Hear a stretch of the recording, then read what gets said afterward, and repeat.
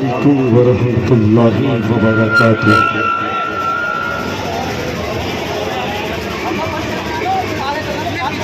الحمدللہ الذی ابدل اخلاق والدین والصلاة والسلام علی من کان نبیا وآدم بین الماء والطین وعلى آلہ واصحابہ اجمعین۔ اما بعد فاعوذ باللہ من الشیطان الرجیم، بسم اللہ الرحمن الرحیم۔ یا ایہا الناس انی رسول اللہ الیکم جمیعا۔ صدق اللہ العظیم وصدق رسولہ النبی الامین المتین المبین الکریم، ونحن علی ذلک لمن الشاہدین والشاکرین والحمد للہ رب العالمین۔ یا خدا بہر جناب مصطفیٰ امداد کن، یا رسول اللہ ازبر خدا امداد کن، یا الہی رحم فرما مصطفیٰ کے واسطے، یا رسول اللہ کرم کیجئے خدا کے واسطے، مشکلیں حل کر شہی مشکل کشا کے واسطے، کربلائی رد شہید کربلا کے واسطے۔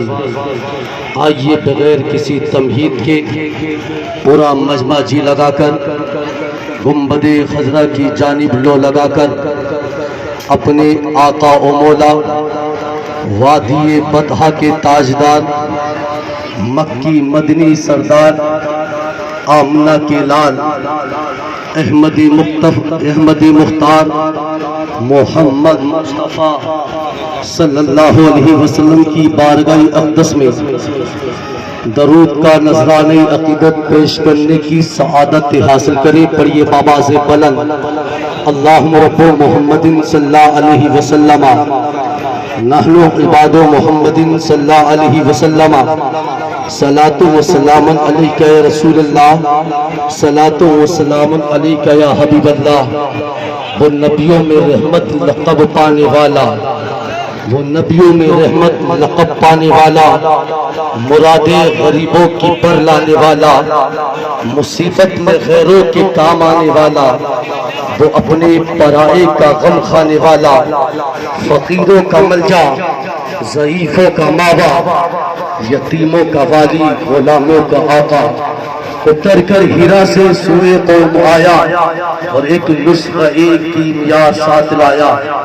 عزیزان ملت اسلامیہ، آج پورے عالم اسلام کے اندر نبی کی آمد پر نبی کے چاہنے والے، نبی کے عاشق، نبی کے غلام بڑی دھوم دھام سے جشن منا رہے ہیں۔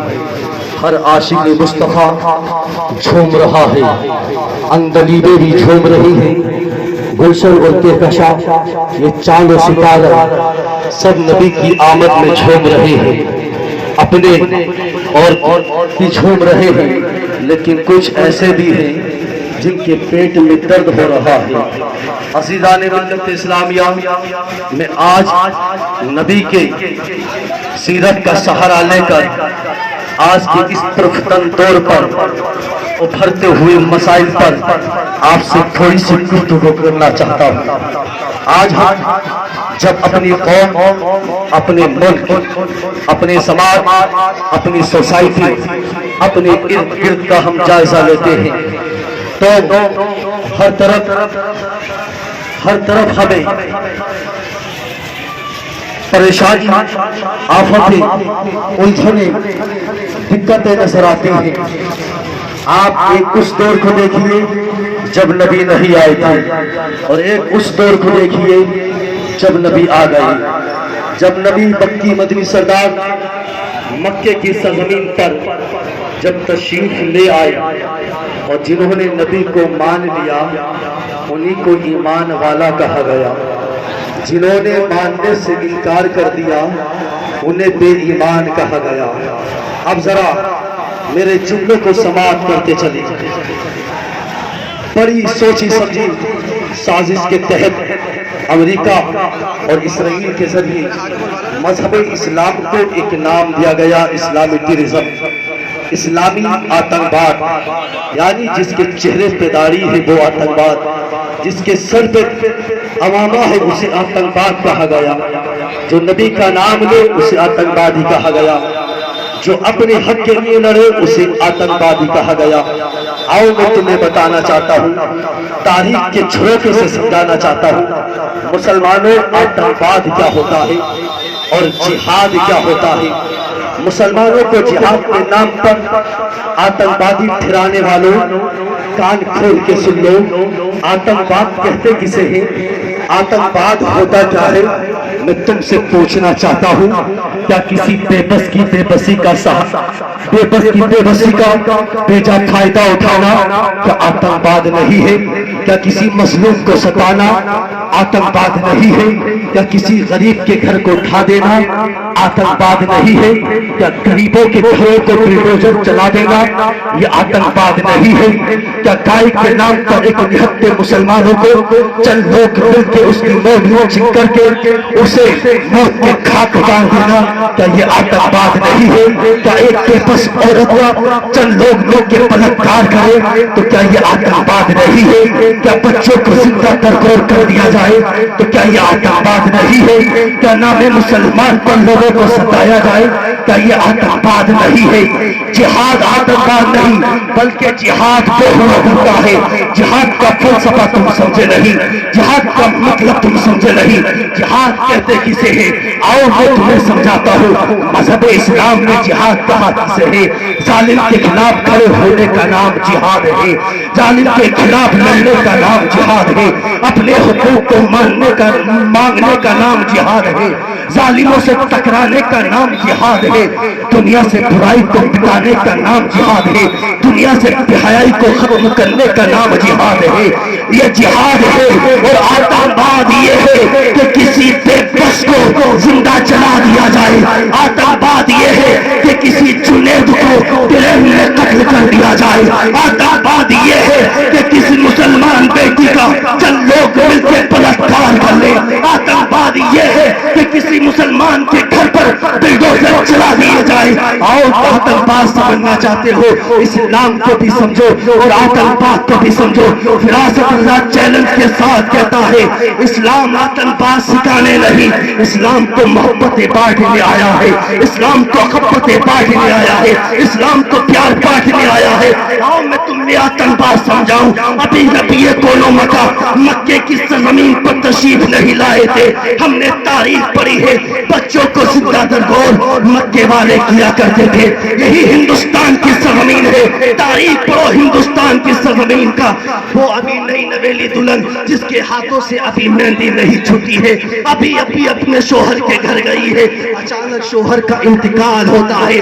سماج والے جب شوہر کو چتا پہ لٹاتے ہیں، آگ لگاتے ہیں، تو یہ سماج اس نئی نویلی دلہن کو جس کے ہاتھ سے ابھی مہندی نہیں چھوٹی ہے، مجھے بتاؤ آخر اس بچی کا کیا قصور تھا، مجھے بتاؤ آخر اس بیچاری کا کیا قصور تھا جس کو سماج اپنے شوہر کی چتا پر ساتھ میں زندہ چلا دیا کرتا ہے۔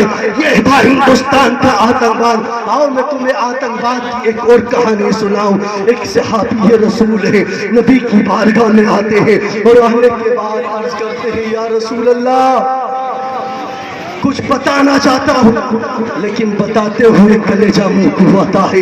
میرے آقا نے کہا میرے پیارے صحیح بتاؤ، کہا یا رسول اللہ مجھ سے ایک ایسا ظلم ہوا ہے، نہ جانے میری مغفرت ہو نہ ہو، نہ جانے میں معاف کیا جاؤ نہ کیا جاؤ۔ میرے آقا نے کہا بتاؤ آخر وجہ کیا ہے؟ وہ صحابی بولتے ہیں یا رسول اللہ میں باہر گیا ہوں، میں سفر کے لیے اپنے گھر سے نکلا ہوں، ذرا توجہ فرمانا۔ ایک صحابی اپنی رودا سنا رہے ہیں یا رسول اللہ آپ کا عاشق اپنے گھر سے نکلتا ہے، سفر کے لیے جاتا ہے، جب میں سفر کو نکلا ہوں میری بی بی حاملہ ہے، میری بی بی کے پیٹ میں بچہ ہے، مجھے معلوم نہیں کہ بیٹا ہونے والا ہے یا بیٹی ہونے والی ہے، سفر طویل ہے، سفر لمبا ہے۔ میں نے اپنی بی بی سے کہا تھا اے میری شریک حیات سنو، تمہاری کوکھ کے اندر جو بچہ پل رہا ہے، تمہارے پیٹ میں جو بچہ پل رہا ہے، اگر یہ پیٹ بیٹا ہو تو اسے تم زندہ رکھنا، اسے تم سلامت رکھنا، لیکن اگر یہ بیٹی ہو تو اسے گڈھا کر کے گڈھے میں دبا دینا۔ میں کہہ کے چلا گیا۔ کافی دنوں کے بعد جب میں واپس آیا، یا رسول اللہ میں نے دیکھا ایک بچی ہے جو میرے گھر پہ کھیل رہی ہے، بچی بڑی پیاری ہے، بچی بڑی حسین ہے، وہ مجھ سے محبت کر رہی ہے۔ میں نے اپنی بیوی سے پوچھا، اے میری شریک حیات یہ بتاؤ یہ بچی کس کی ہے؟ اس نے ڈر کی وجہ سے کہہ دیا ماں کی ممتا چاہتی تھی بتا دوں بیٹی آپ کی ہے، آپ کی ہے، ماں کی محبت چاہتی تھی کہ بتا دوں بیٹی آپ کی ہے، لیکن ڈر کی وجہ سے وہ نہ بتا پائی۔ کہا یہ پڑوس کی بچی ہے۔ وہ صحابی کہتے ہیں یا رسول اللہ جب میں نے یہ سنا کہ بچی میری نہیں یہ تو پڑوسی کی بچی ہے، میں بھی اس سے محبت کرنے لگا۔ کبھی اس کے لبوں کو چومتا ہوں، کبھی اس کے ماتھوں کو چومتا ہوں، کبھی اس کے گالوں کو چومتا ہوں، کبھی اس کے ہونٹوں کو چومتا ہوں، کبھی اس کے ہاتھوں کو چومتا ہوں۔ تو بچی مجھے باپ باپ کہتی ہے، کبھی اپنی جان کہتی ہے، کبھی ابا جان کہتی ہے۔ میں محبت کرنے لگا۔ ایک دن میری بیوی کے دل میں خیال آیا شاید میرے شوہر کے دل میں اس بچی کی محبت پیدا ہو گئی ہے، کبھی تو اسے چوما بھی کرتی ہے، اسے محبت بھی کیا کرتا ہے، اس سے لاڈ بھی کیا کرتا ہے۔ ایک دن میری بیوی نے مجھ سے کہہ دیا اے میرے شوہر سنو، جس بچی کو تم پیار کیا کرتے ہو یہ بچی پڑوس کی نہیں، یہ بچی تمہاری۔ وہ صحابی کہتے ہیں یا رسول اللہ جب میں نے یہ سنا، جب میں نے یہ بات سنی کہ بچی میری نہیں میری ہے پڑوسی کی نہیں، مجھے چلا گیا۔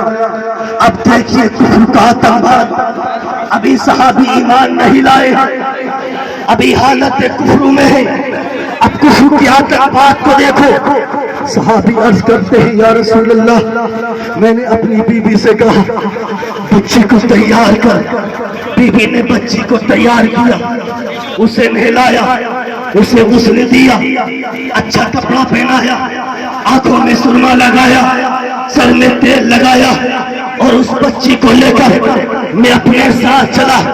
جب سفر میں چلا، راستہ چل رہا تھا، راستہ طے ہو رہا تھا، بچی بار بار پوچھتی ہے ابو جان کہاں جا رہے ہیں؟ ابو جان کہ ہم کسی مہمانی میں جا رہے ہیں، ابو جان ہم کہاں جا رہے ہیں؟ کیا کسی رشتہ دار کے یہاں جا رہے ہیں؟ بچی صحابی کہتے ہیں یا رسول اللہ وہ بچی پکارتی رہی، لیکن میں اسے لے کے چلتا رہا، میں اسے لے کے چلتا رہا۔ ریگستان میں پہنچا، میں نے جنگل میں جانے کے بعد گڑھا کھودنا شروع کر دیا۔ بچی دیکھ رہی ہے باپ گڑھا کھود رہا ہے، بچی دیکھ رہی ہے باپ مٹی ہٹا رہا ہے، بچی دیکھ رہی ہے باپ کو پسینہ آ رہا ہے، بچی دیکھ رہی ہے باپ پریشانی اور مشقت میں ہے، بچی کا دل تڑپتا ہے میرے باپ کے سر پر پسینہ ہے، میرے باپ کے چہرے پر پسینہ ہے، میرے باپ تھک چکا ہے۔ بچی بڑی محبت کی نگاہوں سے اپنے باپ کو دیکھ رہی ہے، لیکن یہ باپ گڑھا کھودتا گیا، یہ باپ گڑھا کھودتا گیا۔ یہ جب گڑھا کھود گیا تاریخ بولتی ہے اس بچی کو اس نے اس گڑھے میں گٹایا، وہ گڑھے میں کھڑا کرنے کے بعد زندہ بچی پہ مٹی ڈالنا شروع کر دی، مٹی ڈالتا رہا۔ شروع میں بچی یہ سمجھی کہ مٹی ڈالنے والا میرا باپ ہے، وہ مجھ سے پیار میں کھیل رہا ہے، وہ مجھ سے محبت کر رہا ہے، لیکن اسے معلوم نہیں تھا یہ باپ ظالم ہے، باپ نہیں ہے۔ جب مٹی کاندھے تک آئی، گلے تک آئی، اب بچی سمجھ گئی باپ کھیل ہی نہیں رہا ہے۔ عالم تصور میں فراست رضا کہنا چاہتا ہے اس بچی نے عالم تخیلات میں اپنے رب کی جانب پلو لگائی ہوگی اور اپنے رب سے عرض کیا ہوگا اے پروردگار عالم کب تک ہم جیسی بچیاں اس دھرتی میں زندہ دفن ہوتی رہیں گی؟ اے اللہ کب تک باپ اپنی بچیوں کو زندہ دفاتے رہیں گے؟ اے اللہ کب تک ماں کی ممتاؤں سے کھلواڑ کیا جاتا رہے گا؟ اے اللہ کب تک بچیوں کو زمین پہ بوجھ سمجھا جاتا رہے گا؟ اے مالک ارض و سما تو کسی ایسے کو بھیج دے جو محسن انسانیت بن کر آئے۔ اے مولا تو کسی ایسے کو بھیج دے جو رحمت للعالمین بن کر آئے. اے مولا تو کسی ایسے کو بھیج دے جس کے آنے سے بچیوں کو عزت مل جائے. اے مولا کسی ایسے کو بھیج دے جس کے آنے سے عورتوں کا وقار بڑھ جائے. اے مولا کسی ایسے کو بھیج دے جس کے آنے سے یتیموں اور ضعیفوں کی عزت میں چاند لگ جائے. پروردگار عالم کو اس بچے کی یہ صدا پسند آئی. اور 12 ربیع الاول کو تصرفات کی کربٹیں بدلتا ہوا حضرت آدم سے لے کر عبداللہ تک اور عبداللہ سے لے کر حضرت آمنہ تک آمنہ کی گود میں تصرفات کی کربٹیں بدلتا ہوا میرا اور تمہارا نبی 12 ربیع الاول کی صبح کو تشریف.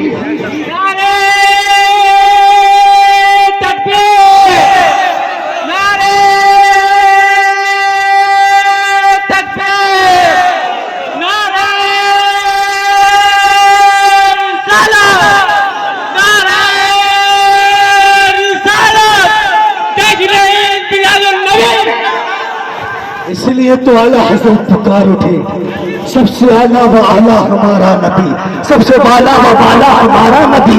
ارے کون دیتا ہے دینے کو منہ چاہیے, دینے والا ہے سچا ہمارا نبی. ارے دنیا نہ ہے تم کسی بدھائک سے مانگو, چاہے بدھائک سے ہاتھ ملاتے ہوئے اس کے ہاتھوں میں جھک جاؤ, چاہے اس کے آگے آگے بھاگو, چاہے کسی سنسد سے مانگو, کسی ایم ایل اے سے مانگو, کسی دنیا دار سے مانگو, یاد رکھو کان کھول کے سن لینا یہ دنیا دار آج تک نہ دے پائے گے اور صبح قیامت تک نہ کچھ دے پائے گے. میرا رضا فرماتا ہے اگر مانگنا ہے تو اس سے مانگو جو پوری کائنات کا داتا بن کے آیا ہے. کون دیتا ہے دینے کو منہ چاہیے, دینے والا ہے سچا ہمارا. نعرہ تکبیر, نعرہ تکبیر.